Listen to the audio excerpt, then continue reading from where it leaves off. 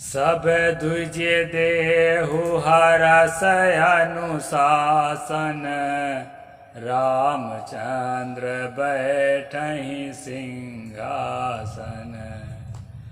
नमस्कार दोस्तों, मैं अविनाश दास रेशनल कबीर यूट्यूब चैनल में आप सबका हार्दिक स्वागत करता हूं। दोस्तों, यदि आप इस यूट्यूब चैनल को सब्सक्राइब नहीं किए हैं तो सब्सक्राइब ज़रूर करें, शेयर करके अपने साथियों तक पहुंचाएं, बेल आइकन को प्रेस करें, ऑल नोटिफिकेशन ऑन करें और साथियों मुझे कमेंट ज़रूर लिखें। मैंने एक चौपाई बोला दोस्तों रामचरितमानस उत्तरकांड का। इसमें सब द्विज देहु हरस अनुशासन, रामचंद्र बैठे सिंहासन। तुलसी दुबे जी लिखते हैं कि सभी ब्राह्मण मिलकर के और अनुशासन दो, आज्ञा दो, ताकि रामचंद्र जो है अपने राज सिंहासन पर आसीन होवे। तो इस प्रकार दोस्तों मेरे कहने का मतलब है कि ब्राह्मणों का जो आदर है, ब्राह्मणों की जो इज्जत है, उसको सुरक्षित करने के लिए धर्म ग्रंथ नाम की किताबों में इतना बढ़िया व्यवस्था दी गई है। पीढ़ी दर पीढ़ी उनकी इज्जत बनी रहे, सम्मान बना रहे, उसको लेकर के आप जानते हैं रामचंद्र कौन है। रामचंद्र जो है एक साधारण राजा, अयोध्या का राजा नहीं है, वो पूरे संसार का मालिक है, परमात्मा है, कर्ता धर्ता है। इस रूप में रामचरितमानस में उसको स्थापित किया गया है। और दोस्तों, जो संसार का मालिक ही जिससे आज्ञा लेकर के और अपना काम करता हो, तो आज्ञा देने वाला का महिमा कितना बड़ा है आप समझ सकते हैं। इस प्रकार दोस्तों ब्राह्मणों के लिए बहुत बड़ा आदर भारतीय परंपरा में है। और ये वामन शब्द के नाम से तथागत बुद्ध के समय से ही ये जो है ये परंपरा चली आई है दोस्तों। तो मैं क्रमशः बताऊंगा कि यह सब कुछ कैसे हुआ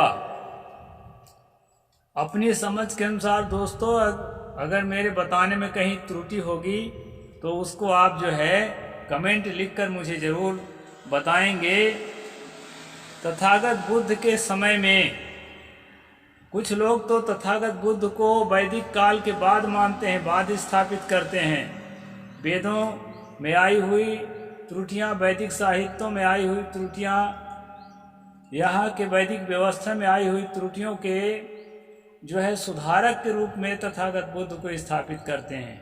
लेकिन दोस्तों अभी नए नए अपडेट्स आ रहे हैं शोध के, उनके अनुसार जो है तथागत बुद्ध वैदिक संस्कृति के शुरुआत से पहले हो चुके थे। यानी कि 6वीं से 8वीं शताब्दी के बीच में ही वैदिक संस्कृति जो है स्थापित होती है। जिस तरह इतिहास में हमें पढ़ाया गया है, एनसीईआरटी के जो बुक्स हैं, जो सिलेबस है, वो भ्रमपूर्ण है दोस्तों। इसलिए जो है आप लोगों को निर्भ्रांत रहना चाहिए और नए नए अपडेट्स जो है पढ़ना चाहिए। तो मैं खास बात ये बताना चाहता हूँ, चाहे आप जिस मान्यता को मानते हों, लेकिन जो ब्राह्मण शब्द है, वामन शब्द है, उसका जो आदर है तथागत बुद्ध के समय से ही है। लेकिन अब अंतर ये देखना है कि तथागत बुद्ध ने किसको ब्राह्मण कहा है, जिसको आदरणीय बताया है, और इसके बाद जो वैदिक संस्कृति की स्थापना हुई तो उन्होंने किसको ब्राह्मण कहा है और उसको आदर के योग बताया है। इन दोनों बातों को हमें समझना है और साथ साथ इसके साथ बीच वाली बात को भी समझना है कि इन दोनों के बीच की कड़ी के लोग क्या सोचते थे। इन तीनों चीज़ को मैं संक्षिप्त में बताऊंगा दोस्तों, विस्तार करूंगा तो घंटों लग जाएगा। तो संक्षिप्त में मैं बताता हूं। तथागत बुद्ध के वाणी में आया है, वारि पोखर पत्तेव आरगारियु सासपो, यो नलिपति कामेश तम हंग भूमि वामनं। तथागत बुद्ध ने कहा, जिस प्रकार कमल के पत्ते पर पानी नहीं ठहरता है, ठीक उसी प्रकार जिस साधक के जीवन में कामना नहीं ठहरती है, काम वासना नहीं ठहरती है, और अनेक तरह की कामनाएं नहीं ठहरती हैं, चाहनाएं नहीं ठहरती हैं, तृष्णा नहीं ठहरती है, आशा नहीं ठहरती है, यानी जो संसार में लिपायमान नहीं है, अपने को अलिप्त रखता है, मस्त मौला रहता है, उसको मैं वामन कहता हूँ या ब्राह्मण कहता हूँ।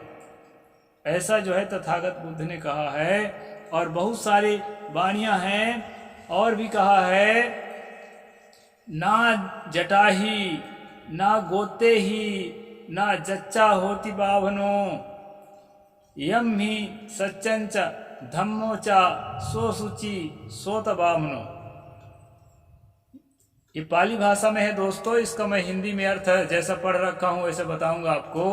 उन्होंने कहा बड़ी बड़ी जटाओं को रखने से कोई ब्राह्मण नहीं होता। बावन है, ब्राह्मण और ब्राह्मण एक ही बात है।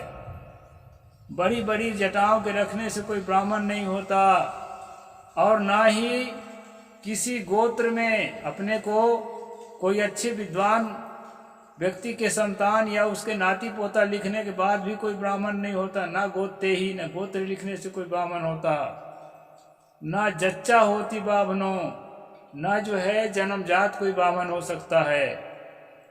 तो ब्राह्मण होता कैसा है? यम ही धम्मोचा सच्चंचा सो सुचि सोत बाभनो। यहाँ पर तथागत ने कहा कि जिसके अंदर धम्म है। अब धम्म क्या है इसको भी हम समझ लेते हैं दोस्तों। धम्म जो है मन के पवित्र भावनाओं के समूह को धम्म कहा जाता है, मन की भावनाओं को। और धम्म को भी दो तरह से तथागत ने फरमाया है। एक धम्म जो है गलत भी है, उसको भी धम्म कहा है। जैसे देखेंगे इसमें आया है, धम्मपद के अंदर ही है अभी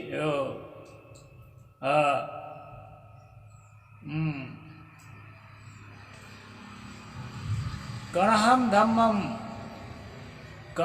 धम्मं विपहाय। यहाँ पर देखना, कणहं धम्मं विपहाय सुक्कम भावेति पंडितो। इस तरह से है, दूसरा लाइन अभी नहीं आ रहा है।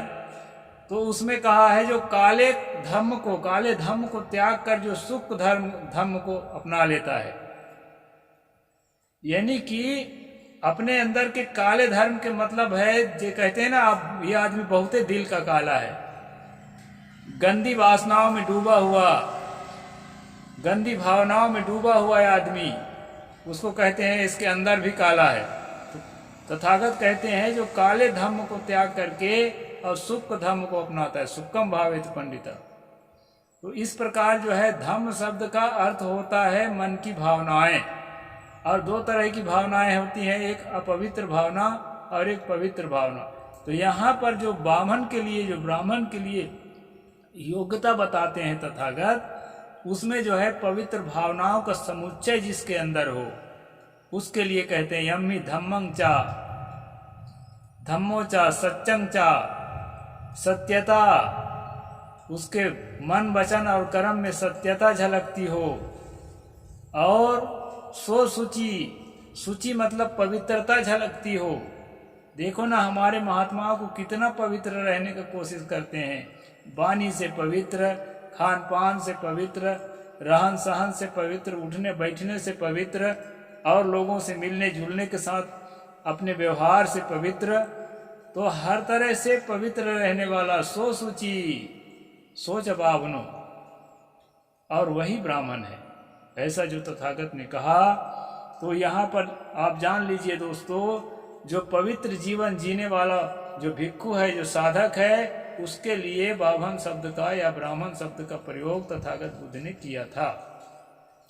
वैदिक संस्कृति वाले जब अपनी संस्कृति का स्थापना समाज में किए, तो उन्होंने जो है अपने आप को पवित्र साबित करने के लिए बाभन कहा।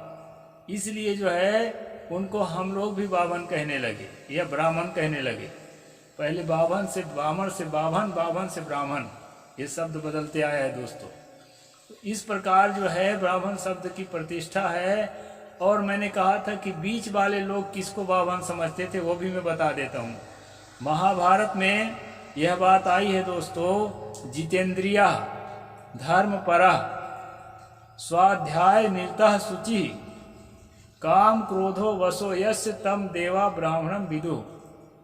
इसमें आया है जो अपने इंद्रियों को जीता हुआ हो। यानी आम आदमी क्या करता है, इंद्रियों के वश में होकर के विचलित हो जाता है। आंखें जैसे उदाहरण के लिए, मैं नवयुवक हूँ, अभी तो है नवयुवक नहीं हूँ, मैं हथेर हूँ मान लो, फिर भी उदाहरण तो है, मैं नवयुवक हूँ और किसी नवयुवती में मेरी आंखें टिक जाए तो आंखें क्या है, इंद्रियां हैं। आंख, नाक, कान, त्वचा, जीभ, ये सब 5 ज्ञानेंद्रियां हैं। तो आंख जो है एक इंद्री है। इंद्री जो है जिधर लगी उसके साथ मैं पूरे अपने जीवन को अर्पित कर दिया, उसमें अपने आप को अर्पित करके समर्पित करके और एकटक उधर अपने आप को ले गया। इसको कहते हैं इंद्रियों के बस में जाना। और इसके ठीक विपरीत होता है जितेंद्रिया, जो अपने आंख, नाक, कान, त्वचा और जीभ को बस में रखने का मतलब यह है कि चटोरापन ज़्यादा, खाने पीने के लिए ललायत न रहना, खाने पीने के लिए कुछ भी करने, किसी का हक छीन लेना, ये सब होता है जिह्वा के बस में पड़ के। तो जिह्वा है, अन्य भी इंद्रियां हैं, इन सबको अपने बस में रखने वाला को जितेंद्रिया कहते हैं दोस्तों। तो जितेंद्रिया धर्मपरा, धर्मपरा यहाँ धम और धर्म का एक ही अर्थ है, यहाँ पर संप्रदाय वाला धर्म नहीं है इस श्लोक में। मतलब जो पवित्र भावनाओं का समुच्चय है, जो धर्म है, उस पर जो है वो अपने आप को उसमें मिलाकर रखता है। धर्म में, सच्ची भावनाओं में, अच्छी भावनाओं में, पवित्र भावनाओं में। धर्म पर स्वाध्याय निरतः शुचि, और जो है अच्छी बातों का अध्ययन में और अपने जीवन के अध्ययन में, अच्छी बातों को कितने मैं अपने जीवन में अप्लाई कर पा रहा हूँ और कहाँ पर अप्लाई करने में मेरी चूक होती है, इस प्रकार जो आत्मान्वेषण करने वाला व्यक्ति है उसको स्वाध्याय निरतः कहा गया है। और शुचि मतलब पवित्रता, पहले मैं जो बताया था, यहाँ पर पाली में और संस्कृत में शुचि का एक ही अर्थ है दोस्तों। इस प्रकार से हम महाभारत का और तथागत के धम्मपद का मैंने कंपेयर करके बताया है। तो इसलिए ब्राह्मण शब्द का आदर बहुत होता था। अभी हम मनुस्मृति पर स्ट्रीम कर रहे हैं दोस्तों, यह आपको नहीं भूलना है।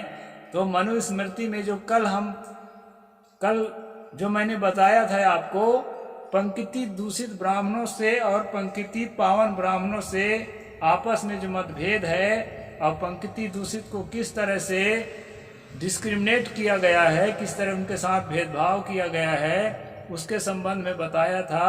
अब आज मैं ये बताना चाहूँगा दोस्तों कि पंक्ति दूषित के ठीक विपरीत पंक्ति पावन ब्राह्मण का क्या लक्षण है, कैसे उसको माने कि ये पंक्ति पावन है। कुछ तो कुल गोत्र के हिसाब, आजकल तो दोस्तों पंक्ति पावन ब्राह्मण जो है अपने को कुल के आधार पर ही कुछ गोत्र के लोग मानते हैं और दूसरे कुछ गोत्रों को पंक्ति दूषित मानते हैं। लेकिन जो है मनुस्मृति इनसे थोड़ा सा कहना चाहिए कि प्रोग्रेसिव है। इसमें जो है कुछ अलग टाइप का दिया है, उसको मैं आपके सामने खुलासा करता हूँ। त्रिनाचिकेतः पंचाग्निस्त्रिप सुपर्णः षठंगवित ब्रह्मदे आत्मसंतानो ज्येष्ठ समात एवचा। ये जो है 184 नंबर श्लोक है। इसमें जो है दोस्तों ये बताया है त्रिनाचिकेन। त्रिनाचिकेन के मतलब होता है, इनका अपना कोड वर्ड है त्रिनाचिकेन। इसका मतलब होता है यजुर्वेद को पढ़कर उसमें कहे हुए व्रत को पालन करने वाला।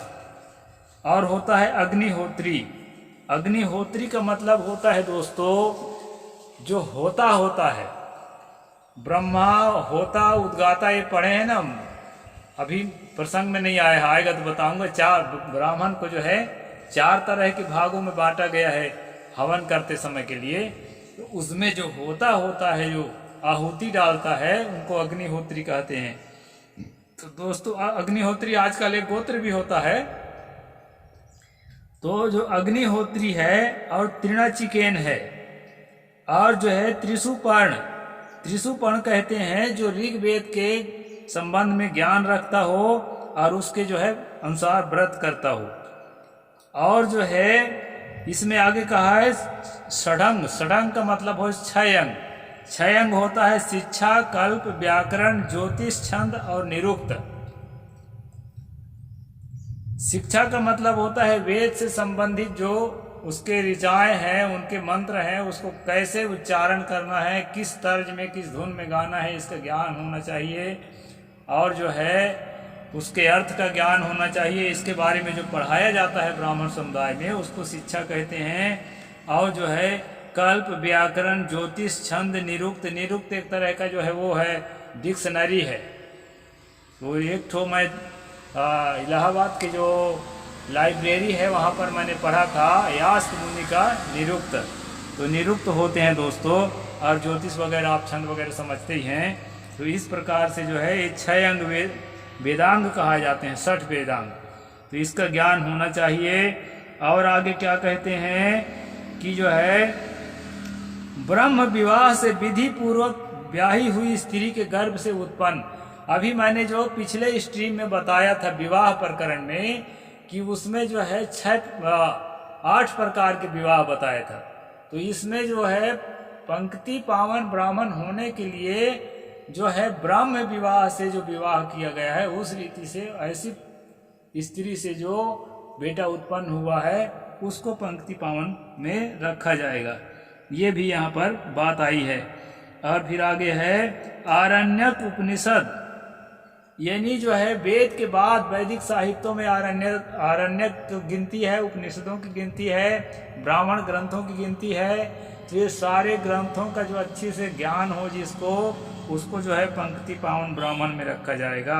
और साम वेद के जो मंत्र हैं उसको जो है तर्ज से वो गा सके, उसको जो है पंक्ति पावन ब्राह्मण में रखा गया है। और किसको रखा गया है दोस्तों वेद का अर्थ जानने वाला, वेदार्थवित प्रवक्ता च ब्रह्मचारी सहस्रधा सदायुश्च विज्ञेया ब्राह्मणा पंक्ति पावना।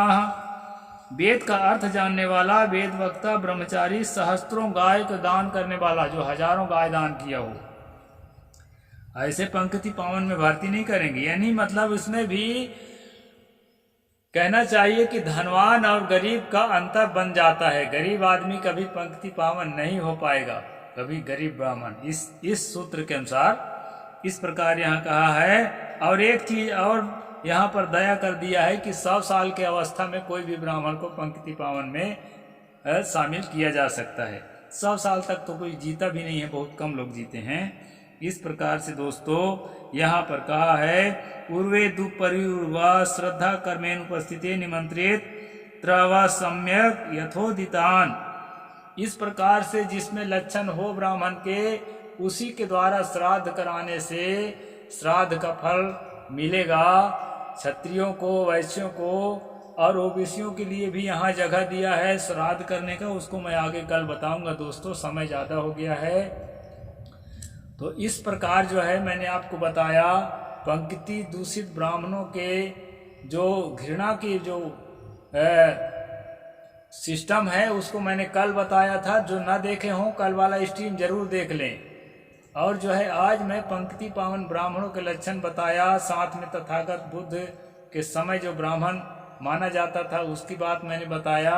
उसके बीच में क्या लक्षण बताए गए तो मिलता जुलता हुआ सा। इसके बाद जो है बाद में जो है ब्राह्मण का बेटा ही ब्राह्मण होगा और पंक्ति पावन ब्राह्मण का बेटा ही पंक्ति पावन होगा। इस तरह से जो है नियम को गड्ढमड्ढ करते हुए ब्राह्मण शब्द के जो प्रति जो आदर था लोगों के दिल में, उस आदर को लोगों ने, खासकर अपने को ब्राह्मण कहने वाले लोगों ने खत्म कर दिया। आज तो वो स्थिति है कि ब्राह्मण शब्द सुनकर के देश के कम से कम 70 से 80% जनता जो है घृणा से भर जाती है। तो दोस्तों ब्राह्मण शब्द कोई गलत नहीं था, लेकिन आज अच्छा है ऐसा भी मैं नहीं कह सकता समय के अनुसार। तो आज का स्ट्रीम यहीं पर पूरा करते हैं दोस्तों। साहेब बंदगी, जय जोहार। यदि सब्सक्राइब नहीं किए होंगे, सब्सक्राइब जरूर करें। नमस्कार।